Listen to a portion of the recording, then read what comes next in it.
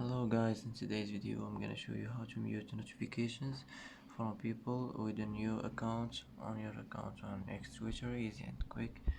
First click on your profile. Now click settings and support. Click settings and privacy, and click privacy and safety, and now click mute and block. Click mute notifications, and here as you see you'll find from people with a new account. Just click on it, and that is will be changed, it will be saved. And that's it for today's video. If you like this video, don't forget to like and don't forget to subscribe.